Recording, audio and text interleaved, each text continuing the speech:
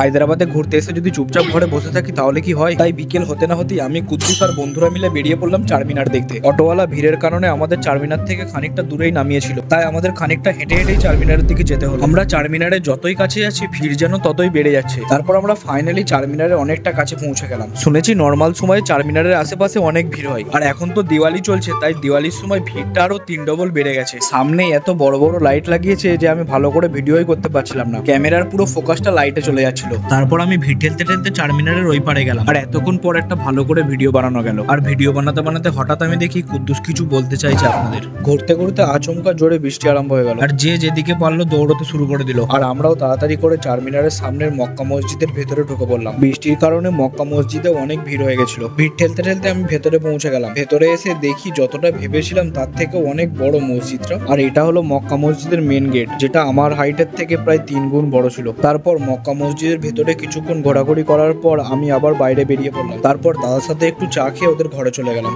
By friends.